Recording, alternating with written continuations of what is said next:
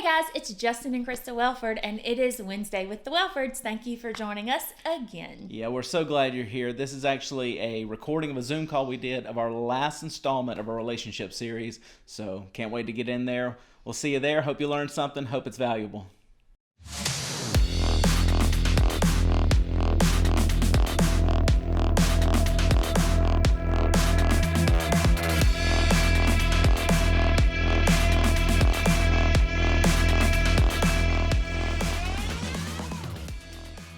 Right out the gate, we're going to talk about the question that we get most often whenever we start talking to someone who's dating. They've been dating, it's progressing into something pretty serious, and they come to the point and they come have tacos at our house and they say, how do we know that we're supposed to get married? That's the one. That's the one we always come back to. How do I know? And we're going to try to explain that as best we can, but ultimately that is going to be a discussion that has to happen between you and Jesus. As we start this, though, I do want to lay a few ground rules of how you may know that it's not the one. Number one, the Bible's really clear in teaching us that it is not the will of God for believers to marry into or enter into a marriage relationship with unbelievers. That's clear. It is plainly black and white stated. So we want to acknowledge the fact that I feel like it's never the will of God for you to get married to someone if they're not a believer and you are, period. That's Bible. Now, here that brings us into something else, another idea that we get. Well, maybe I'm the one that's going to lead them to Jesus. I'm semi-okay with short-term dating evangelistically. I'm not about marriage being an evangelistic field. There is too much at stake for you to enter into a marriage with the expectation that marriage is going to manipulate the situation. Right. Marriage will not change that situation. Krista's mom has said this for a long time. I believe it's true. We have experienced in our marriage.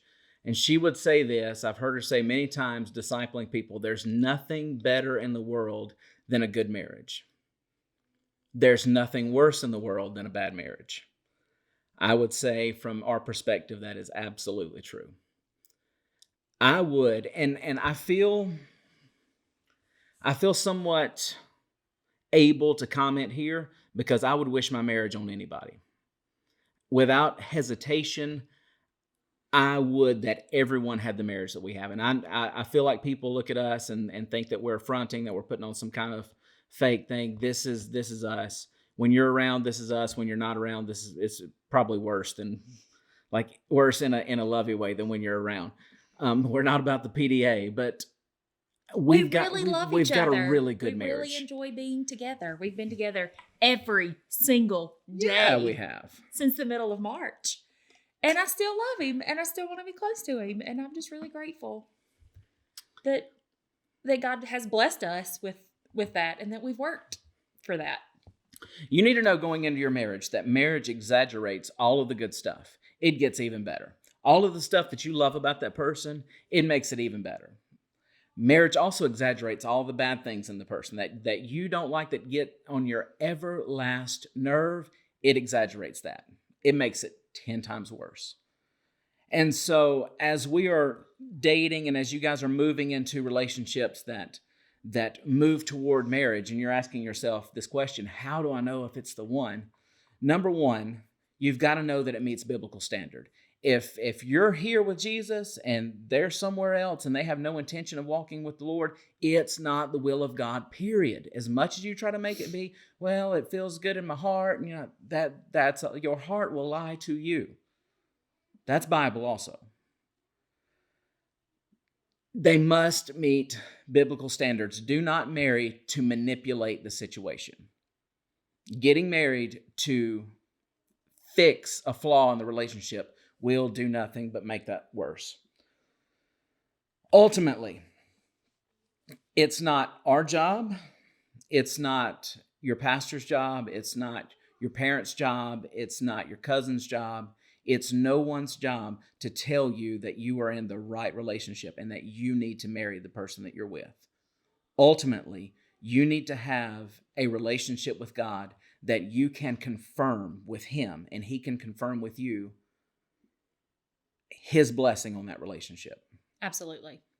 Yeah, you need to be in a place in your relationship with God that you are aware of his voice, that you hear his voice, that you know you have felt him confirm things in your life. You have felt the peace that comes with knowing you've made the right decision.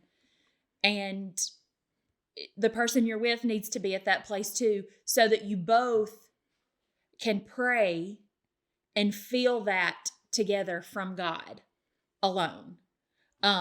So your relationship with Christ needs to be in such a place that you know his voice.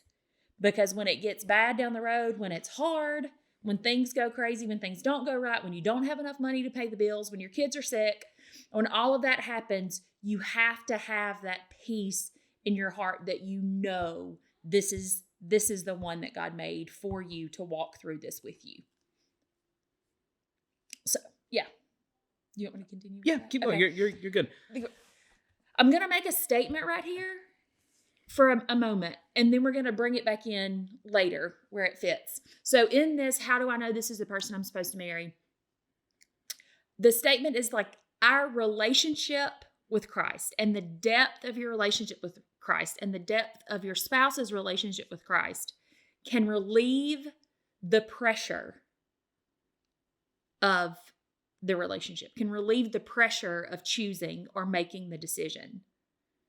Because when you're walking in his will, and you guys all know this, there are some of you that I've talked to and you've told me, I knew I was supposed to be at Southern. Like I went to a different school and then I transferred in, or I was supposed to, like, I just knew that I was supposed to be at Southern. And when I walked on the campus, I just knew that's where God wanted me to be. And when I met my teammates, I just knew that this is where God was supposed to have me. And that's a feeling of confirmation that should come in the most important relationship decision that you'll make in your life. So having that walk with Christ that is secure, will relieve the pressure of having to make the choice and the fear of making the wrong one. Got it? Ultimately, you shouldn't have to fight God to be with someone. Absolutely. If you're continually coming against this thing where like, and somebody, we made this statement last week and somebody asked us the question after, what do we mean by this? And so I want to revisit it again. I made the statement last week that if I'm constantly having, and I use the phrase doctor, if I'm constantly having to doctor my relationship with my significant other because of my relationship with Christ, or I'm constantly having to doctor my relationship with Christ because of my relationship with someone else, then that relationship is not something I need to be pursuing. And so what I meant by that, because I'm going to unpack that just a little bit because it's even more important in marriage than it is in dating. If every time I'm with someone, or if I'm around them, or if I'm dating them, and there's this constant thing, and I know the Spirit of God is speaking to my heart and going, you know that this may be in like, I'll let this go on, but I've got something better for you. And you know that God is like, well, yeah, you could do this, but this, you'll be settling. And if you're constantly having that, but they're cute, but God, I really like them. If you're constantly having to justify to God why you're with someone, that's not the person for you. Ultimately, dating, well and good, date, whatever.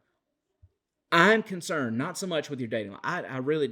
We care, but what we hope that does is prepare you for your marriage. Yeah. Because you'll date and you'll meet someone and you'll be all about them, and then you'll be over it and you'll move on. And what seems so important right now may be absolutely insignificant. You can't hardly remember it in 15 years. We are concerned with your marriage. We want it to be successful. And that starts with knowing that God is at the center of that marriage, just like we said last week. And as you both move toward God, if you're not coming closer to each other, something's wrong. Because that's the idea that as you move toward your relationship with Christ and they move toward their relationship with Christ, ultimately brings you closer and closer together because you're thinking the same, you're believing the same, you're looking at the same goals down the road. And that for us has been one of the biggest things that has blessed our marriage is her dad discipled me. And so I've got a little bit of an unfair advantage as far as being married to a woman who believes the same exact thing I do because we were discipled by the same person. And so our thought processes are the same. Our theology is the same. The way we want to raise our kids is the same. You need to have all those discussions way early. Way before you're married. Way early. Because what we end up with is newlyweds who go, well, yeah, we got married because we love each other and we're all about it. But he thinks we should raise kids like this, and I think we should raise kids like this. And I want to go to this kind of church because this is the kind of church I went to when I was a kid or whenever I lived at home with my mom. And he goes to this kind of church. And they're like on opposite ends of the spectrum. You need to have those conversations now rather than later. Because ultimately, the little things are going to make a big difference whenever you spend your life with somebody. Yeah. Especially things like, how do we raise kids? How do we discipline kids? It's a big deal. Where are we going to live? What does that look like? We're giving you practical things to talk about as you move toward a marriage. I want you to talk about this. Are you going to tell our quick story, or do we need to move on? Do y'all want to know how we knew? So as everybody stares blankly into the screen, it doesn't. How really we knew that we were supposed to be. Okay, we just actually had this conversation 2 weeks ago, yeah, maybe? not long ago. Not long ago. We were talking about this actual, like, tonight's Wednesday with the Welfords and what we were going to kind of talk about and touch on. And he was like, when did you know? And I don't know that we've ever really had this conversation. So we started talking about it, and it was like the same moment. Like, we both knew that we were going to get married, and we had no idea. And that, I mean, in a couple weeks, we'll be married 14 years and have never talked about it. So I'll tell you our story. The very brief version. So we had been friends for a long time. Very close, very best friends. Justin left to go to, we were both at Southern. He left to go to Missouri for Bible school for a semester. And when he left. For a semester. There's a whole long story. There's a really long story. Best friends, dying of cancer and stuff, a whole long story. It's a really long story. But anyway, he was in Missouri at Bible school. And while he was away, was like, I really think we should date. Like, I don't want to be away from you. She could not live without me. We talked like 4 times a day. It was crazy. Anyway, that's when you were charged per text. So we were talking on the phone. Fact. So anyway, he came home for spring break. And we had decided in February that we're like, okay, we're going to date. We're going to be together. And he came home for spring break. And that was the first time that we had ever been like physically together, saying that we were dating. So it was kind of weird because we had been very best friends and very defiant to other people that we're like, we're not dating. We're not dating. So then he came home and we were like, so maybe we are. Super awkward, super strange. But we knew that like we were either going to date and get married, or we were going to date and it was going to be awful and we would never ever speak to each other again because we were so close as friends that other people wouldn't date either one of us because we were close. So we were like, okay, we're either going to do this. We're either going to get married or we're not going to date at all. We're not going to even be friends. So we made that decision in February. Well, he came home in March and we were together and we're like, we're going to do this. Like, we're dating. And it was awkward. It was awkward. Anyway, so we were like, okay, we're going to tell people that we're dating. We're together. And I don't even know how it actually happened, but we ended up kneeling down at the couch in my house. I think we were praying because you were scared to tell your parents. I think I was scared to tell my parents because I had just denied that we were dating to them for so long. So I was nervous about telling my parents that we were actually dating. And we knelt down together and were like, okay, God, we're going to do this. Is it right? Basically, like we've got to hear from you on this. So we knelt down at the couch together and we're praying and like just could feel the presence of the Holy Spirit, like fill the room as we were praying. It was tangible. very thick in the room, and we were praying, and I was praying for him and he was praying for me. And sounds so sappy, but it was just, this is when I knew. I laid my head like down on my arms, praying for him and praying for us and what was going to happen. And he laid his head on top of mine, and I could feel his tears running down my face as he was praying for me. And even now, like, to think about the power and the confirmation that was in that moment it was like you could cut the Spirit of God with a knife in there. And we both stood up from that moment and were like, okay, we're getting married. And we went outside on the front porch and sat on the porch swing. It was freezing because it was March in Mississippi. We were swinging on the porch swing, and he said, if I had a ring, I would ask you to marry me right now. And I was like, I'd say yeah. So we knew from that moment that it was going to happen, but, and walked out of that with like complete confidence that. And here's the deal, as magical as that sounds, looking back at that now, I didn't know then like I know now. No. Like I thought I knew at that point. I knew nothing. I didn't know a bit. I'm telling you, when God is in the center of a marriage, it gets better and better and better. It's worth investing in. All right, ladies, listen to me. As you approach marriage, you are planning for a marriage and not planning a wedding. Got it? If the cake falls and the bridesmaid dresses are the wrong color and your heel breaks out of the back of your shoe and everything, it rains and whatever else catastrophe can happen, at the end of the day, you're still married. We have pastored a lot of people who get to the end of their wedding and are like, so now what? Oh, now I've got to live with that person. We've got to cohabitate and they have this magazine share a bank account and put their parents in debt kind of wedding. And then at the end of it are like, okay, so now what? And beautiful wedding. I love a good wedding. I love to decorate for weddings. I love it. I love the stress and the hustle and the bustle. I love it. However, that it should not be, it can be beautiful, it can be gorgeous, but you should really pay more attention and put more effort into your marriage than you do your wedding. So don't lose sight in all of this. Don't let the wedding be the pinnacle of your marriage. Yes. It is only the beginning. So here's something they hear a lot. You hear and people say, and I've probably even said this, people go, well, what's the magic ingredient to a marriage? And I've heard a lot of people say communication. Communication is the key to marriage.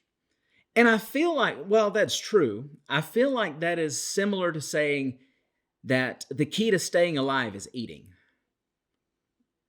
I'm like, yeah, that's true. But that doesn't, number one, doesn't teach me much. Number two, I can eat the wrong things and live a really unhealthy life. Yeah.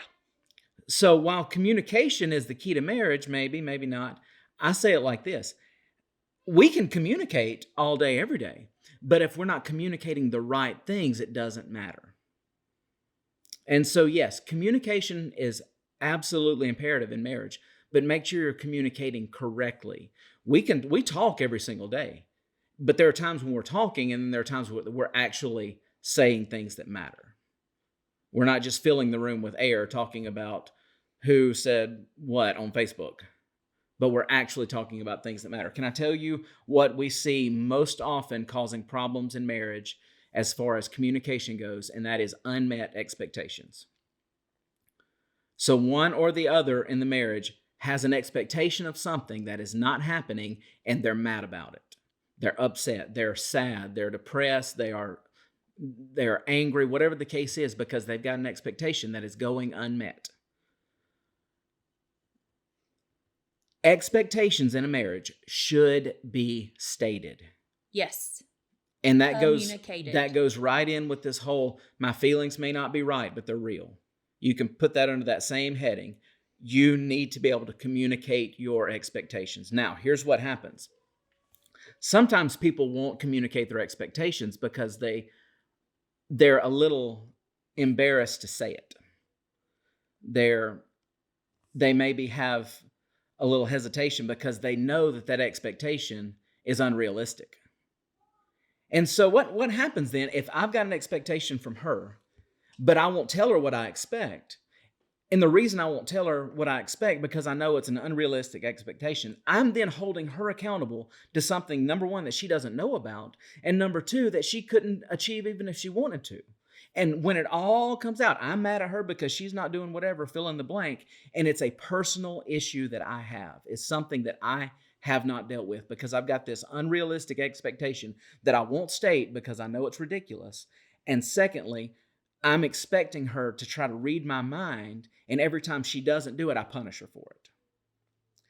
We must express our expectations in marriage.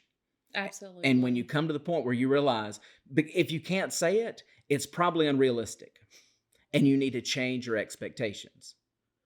If I'm expecting more than what she's capable of delivering, not because she's not superwoman, I've been there when she birthed 3 children, my goodness. But if I'm expecting something that's above and beyond anything that should be expected, I need to change my heart because I'm not there to serve, I'm there to receive. I'm there to be served. That is not marriage. What we see biblically is Christ said, husbands, love your wife like I love the church. Ultimately, it didn't mean that the church served him all through his life. It means that he came and gave his life for the church. Ladies, love your husbands. Submit to them. And so it's this thing where we're both in this thing to serve one another, and we're both pouring everything we've got. Ultimately, marriage is not us pushing each other to be better. It's us pulling. It's a constant pull. It's on days whenever I don't feel like dealing with the world, she's going, come on, we got this. Let's go. And she's pulling me. It's not, you need to go pray and get closer to Jesus. It's her going, you know what, we're going to make it through this. And on days where she doesn't want to get out of bed because she's just miserable about whatever that happened, I go, all right, babe, let's do it. We're gonna beat this. We're gonna get through it. And it's this constant pulling each other along as we're going, because we're not doing this separately. We're doing this together. And when she's struggling, that means I'm struggling. But here's what I love about marriage. Most days we don't struggle at the same time. Most days when she wakes up and wants to just roll over and go back to bed, I'm doing pretty well. And vice versa. Whenever I don't want to deal with anything and I want to pull an ostrich and just stick my head in the sand, she goes, nope, we're gonna fight this. We're gonna deal with it. That is the benefit of serving God together. So communication is important, but healthy communication is what matters. Are we articulating? Are we stating? Are we saying what we really feel? Or are we just saying what doesn't lead to confrontation? And you should be in a relationship that you can even say, I have this expectation for you, or I'm angry because you didn't do this and I didn't tell you I wanted you to. I'm sorry. That conversation's happened plenty of times. Yes, that's happened plenty of times. But it should be you should have put enough into your relationship account, like we talked about the very first week, that I'm investing in this relationship. I'm investing in him enough so that when I bring something to him, I don't have to worry if he's going to get mad or snap at me, because we've invested enough in each other that we can have that conversation. So I'm never, even if I know it's ridiculous, even if I know that it's absurd, even I know that my feelings aren't right, but they're real about something stupid, I can come to him and say, babe, I'm sorry, I'm real mad at you right now. And I know you've done nothing for this to happen, but I'm going to tell you while I'm mad. I'll tell you. And we're going to get over it. Or dream something ridiculous and wake up mad. Sometimes. Sometimes it happens. But have enough healthy communication with each other that I don't ever have to worry about coming to him with something that I may think is silly or inconsequential, or just like nothing's too small or too big for me to bring to him to talk to feel like he's going to get mad at me about it.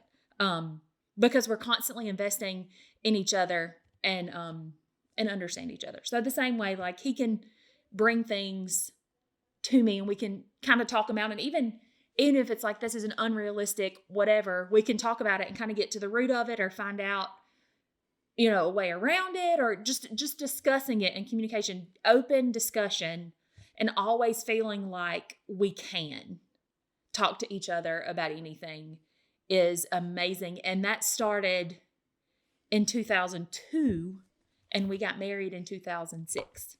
So like that communication and that relationship started when we were friends. And that's important to have, like we were talking about, investing in your friendships and things like that. But it gets even more intense and real and personal in your marriage relationship. So call back to last week. The things you do while you're dating will carry on into your marriage.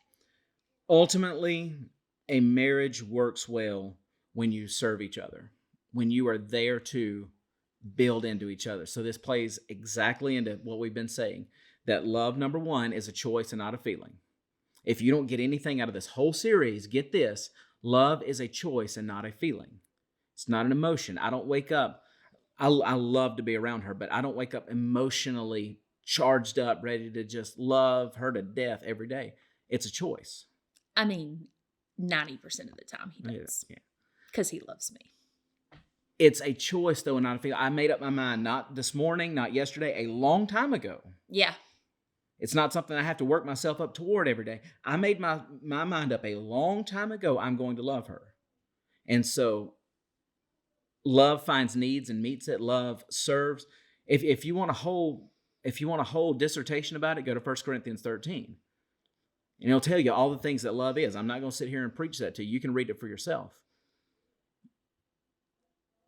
Because love is a choice, not a feeling.